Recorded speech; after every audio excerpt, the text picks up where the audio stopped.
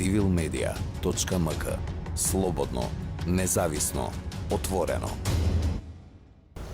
Што е политичка корупција? Најчесто политичката корупција се поврзува со действувањата на високи државни функционери, од причина што кај нив е моќта и можноста да вршат злоупотреба на јавната функција која што им е доделена, и тоа со цел остварување било да се работи за лични цели, било да се работи за партиски цели, било да се работи за потреби на пријатели, на одредена група, на бизнис заедницата или на други форми, други облици на здружување.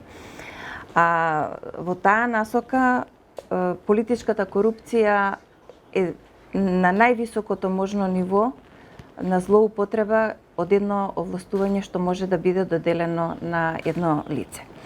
Како се намалува моќта, да речем, на лицата кои што вршат јавни овластувања, директори и така натаму, можноста за нивното коруптивно однесување е во помала форма. Што е политичко финансирање?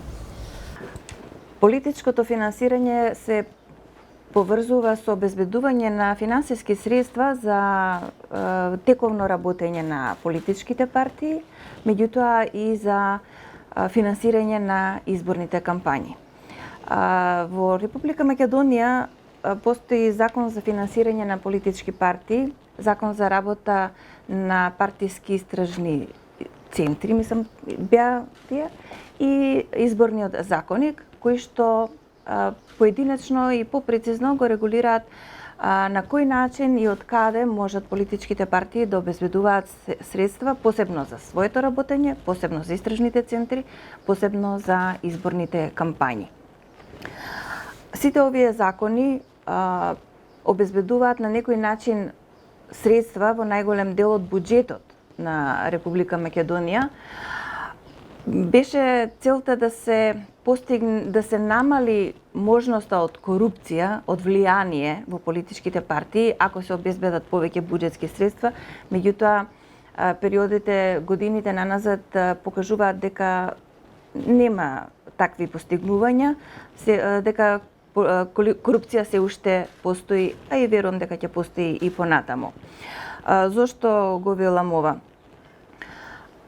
Изборните процеси и периоди се толку интензивни и во тој период се барат толку многу средства за да се да една партија се доближи до своите гласачи, да ги пренесе своите цели и активности што сака да ги постигне во периодот на кога ќе располага со власта, така што се контактираат сите можни заедници, бизнес заедници, се ветуваат многу работи за да на крајот кога ќе се освои власта, за да може тоа да се реализира.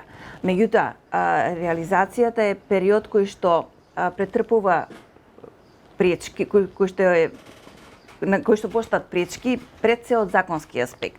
За да може да се реализираат ветувањата, најчесто се задира во измена на закони, и тие измени се однесуваат на усогласување или овозможување одредена целна група да ги оствари своите потреби. Например, во градежништвото се менуваат, во областа на градежништво, урбанизма, се менуваат законите за урбанистичко планирање, за градење, за располагање со градежно земјиште и така натаму. И кога се прават измени во законот со цел една група да добие одредени потреби, тогаш е најтешкиот вид на корупција, тоа е системска корупција, бидејќи се навлегува во системот на кој што функционира државата.